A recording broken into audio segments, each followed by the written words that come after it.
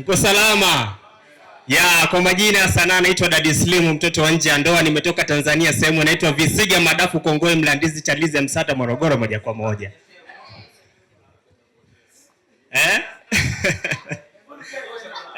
Kwa majina naitwa Daddy Slim, mtoto wa nje ya ndoa. Nimetoka Tanzania, sehemu inaitwa Visiga Madafu Kongoe Mlandizi Chalize Msata Morogoro moja kwa moja. Mimi ndo mtoto wa kipekee kwenye familia yetu niliyebahatika kuzaliwa mweupe. Na huo weupe ulitokana na majirani. Majirani ndo waliniangalia niko tofauti na ndugu zangu wengine. Wakaniambia hakika wewe ni mtoto wa nje ya ndoa. Ikaanzia hapo. Nafanya sanaa ya kuigiza. Na poleni sana kumpoteza kiongozi mashuhuri Afrika nzima na dunia kwa ujumla, Baba Raila Odinga. Wananchi oye! Wananchi oye! Kwa heshima na taadhima, ningependa kupongeza wale wote ambao wameweza kufika mahali hapa kwa ajili ya uzinduzi wa hiki kitu inaitwa Skika. Kama ulikuwa unaongea mambo ya shida yako, umejitokeza, ndio wakati maalum sasa wa kuelewa kama vijana. Wakati ya kukaa kimya umeisha. Wazee wamejikenda naita domokaya. Hiyo domokaya nile mnajitokeza kama nyinyi ambao mmekaa hapa.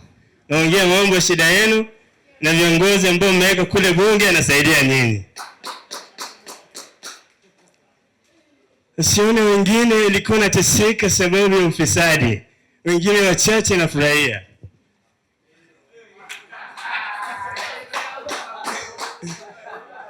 Wengine walikuwa napita huko barabara nafunga barabara. Wengine wenye nguvu na ng'oa reli kama ndugu yangu hapa. Lakini sasa ndio wakati umefika, kila mwananchi ambaye alikuwa na kitu ambayo wa Tanzania nasema naitwa nongwa. Nongwa ni ile kitu ambayo umekaa nayo kwa moyo muda mrefu. Natamani kuongea na nafasi ndio hiyo. Vijana oye!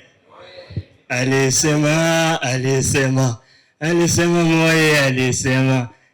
Vijana wote na tuamke na sasa tuanze mchaka. Hey, makofi! Tuimbe wote kwa pamoja. Alisema. Hey. Alisema moye alisema. Vijana wote na tuamke na sasa tuanze mchaka. Sasa ni wakati ya mchaka.